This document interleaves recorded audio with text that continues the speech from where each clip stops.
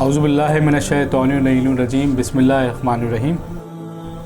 सारी तारीफ़ खुदाए हुसैन के लिए दुरूद व सलाम मोहम्मद व आले मोहम्मद पर, अल्लाहुम्मा सल्लि अला मुहम्मदिन व आले मोहम्मद। क़ससुल अंबिया यानी अंबिया के किस्से, अंबिया की दास्तान के साथ हमारा ये प्रोग्राम जारी व सारी है। मैं आपका मेज़बान सैयद मीसा मिर्ज़ा कायम टीवी के प्लेटफॉर्म से एक दफ़ा फिर आपकी खिदमत में हाजिर हूँ। नाज़रीन, आज हम दास्तान हज़रत इब्राहीम और हज़रत इस्माईल अलैहिस्सलाम सुनेंगे, उनकी कुर्बानी का जिक्र करेंगे।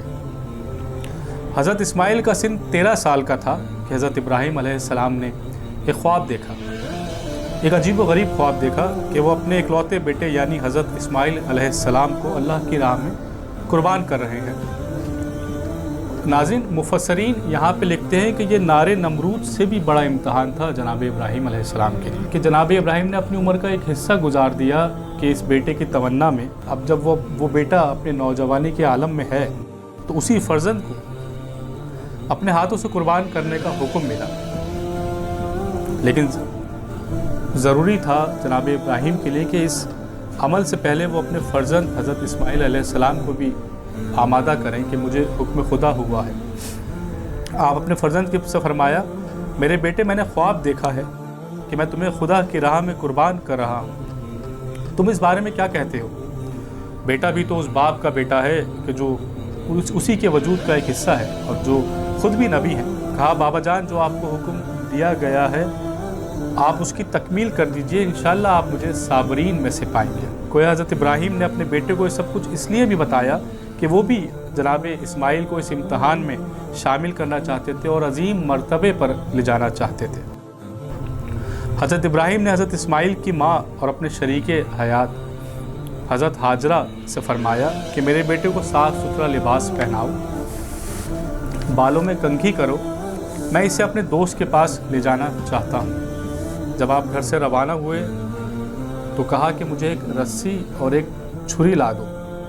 बीबी हाजरा ने पूछा, क्या आप तो अपने दोस्त के पास जा रहे हैं, रस्सी और छुरी का क्या करेंगे? फरमाया, शायद वो कुर्बानी के लिए कोई दुम्बा लेके आ जाए तो उसकी ज़रूरत पड़ सकती है। बस दोनों बाप बेटे कुर्बान गाह की तरफ रवाना हो गए। इधर ये कुर्बान गाह की तरफ जा रहे थे, उधर शैतान की बेचैनी बढ़ती जा रही थी।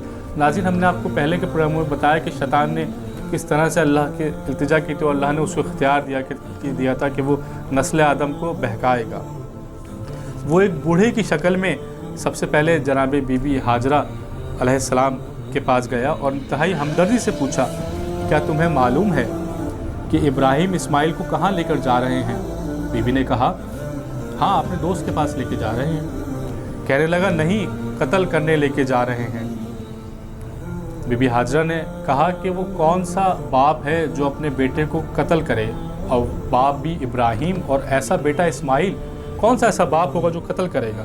कहने लगा, नहीं, वो कत्ल करने लेके जा रहे हैं और वो इब्राहीम ये कहते हैं कि उनको ऐसा करने का हुक्म खुदा ने दिया है। बस बीबी हाजरा ने कहा कि अगर उसको ये हुक्म खुदा की तरफ से मिला है तो मेरे रास्ते से हट जाओ, और अगर खुदा ने मुझे इस्माईल जैसे 1000 बेटे भी अता किए होंगे तो मैं सबको खुदा की राह में कुर्बान कर दूंगी। ये कहकर बीबी हाजरा ने ज़मीन से एक पत्थर उठाया और शैतान को मारा। जो तमाम मुसलमान हज के मौके पर यह अमल करते पत्थर उसको दे मारा। शैतान बड़ा मायूस हुआ, सीधा हज़रत इब्राहीम अलैहिस्सलाम के पास आया। जनाब इब्राहीम से कहने लगा कि अपने बेटे को कत्ल ना करो, ये एक शैतानी ख्वाब था।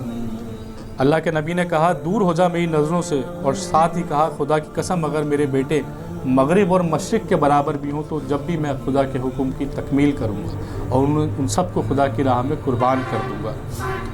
आपने भी ज़मीन से एक पत्थर उठाया और शैतान को दे मारा। अब आखिर में ये हज़रत इस्माईल अलैहिस्सलाम के पास आया। कहने लगा, ए इस्माईल, तेरा बाप तुझे कत्ल कर देगा। हज़रत इस्माईल ने कहा, क्यों?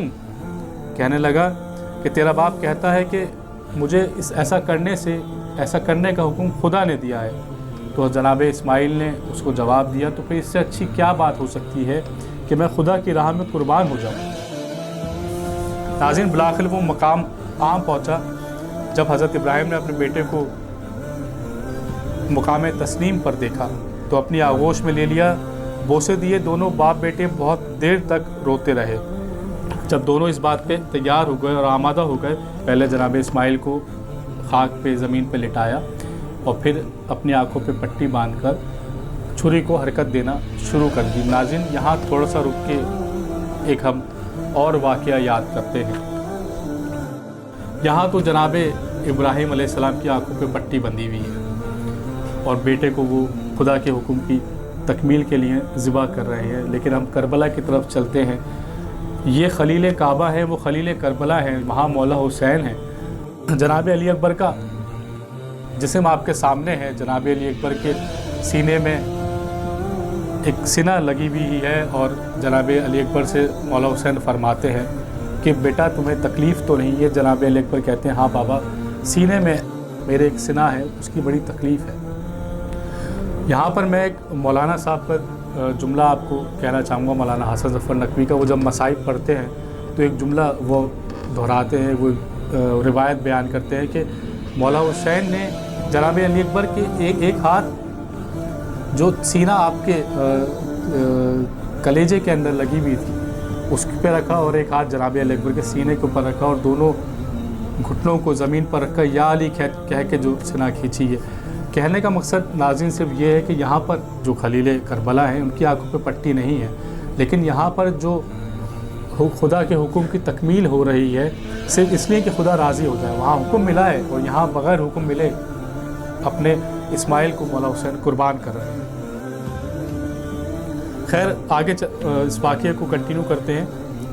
جب جناب ابراہیم علیہ السلام نے چھری پھیرنا شروع کری جناب اسماعیل علیہ السلام کے گلے پر، تو وہ چھری نہیں چلی، کیونکہ جناب ابراہیم تو اس چھری کو پھیر رہے تھے، لیکن جو چھری کا خالق ہے اس رب کی منظوری نہیں تھی۔ اس رب نے اس چھری کو منع کر دیا کہ جناب اسماعیل کا گلا نہ کاٹے۔ اور پھر ایک خدا کی ندا آئی کہ اے ابراہیم، تم نے اپنا خواب سچ کر دکھایا اور ہم اپنے نیک بندوں کو اسی طرح سے جزا دیا کرتے ہیں۔ اسی آواز کے ساتھ جناب ابراہیم کے پاس جنت سے ایک دمبا آ گیا اور وہ ذبح ہو گیا اور اسماعیل بچ گئے۔ دونوں باپ بیٹے اس امتحان میں سرخرو ہوئے اور فوراً سجدہ شکر میں چلے گئے۔ ناظرین، یہ قصہ تو یہاں تمام ہوا، لیکن اس قصے سے تھوڑا سا آپ موازنہ کریں رسول خدا صلی اللہ علیہ وآلہ وسلم کی منزلت اور مرتبے کا۔ کہتے ہیں کہ جتنا امتحان بلند ہوتا ہے اتنا ہی مرتبہ بھی بلند ہوتا ہے۔ جناب ابراہیم کا امتحان بہت بلند تھا، لیکن جو فخر ابراہیم ہے، جو فخر انبیاء ہے، رسول خدا صلی اللہ علیہ وآلہ وسلم خاتم النبی جو ہیں، ان کا مرتبہ آپ دیکھیں، ان کا مقام آپ دیکھیں کہ ان کا نواسا۔ یہاں تو آپ نے جناب ابراہیم نے اپنا خواب سچ کر دکھا کے جب خدا کی ندا آئی تو سجدہ شکر ادا کرا، اور وہاں پر جناب مولا حسین جو رسول خدا کے نواسے ہیں انہوں نے اپنے شہادت سے پہلے سجدہ شکر ادا کرا۔ یہی فرق ہے اور جناب ابراہیم نے۔ جو ابن مرتضیٰ نے کیا کام خوب ہے، قربانی حسین کا انجام خوب ہے، قربان ہو کے فاطمہ زہرا کے چین نے دین خدا کی شان بڑھا ہی حسین نے، بخشی ہے جس نے مذہب اسلام کو حیات، کتنی عظیم ہستی ہے حضرت شبیر کی حضرت۔ اور میدان کربلا میں شہ خوش خصال نے سجدے میں سر کٹا کے محمد کے لال نے زندگی بخش دی بندگی کو، آبرو دین حق کی بچا لی، وہ محمد کا پیارا نواسا جس نے سجدے میں گردن کٹا لی۔ اپنے میزبان سید مصر مذہب کو اجازت دیجیے، اگلے داستان انبیاء میں پھر حاضر ہوں گے، جب تک کے لیے اجازت۔ السلام علیکم۔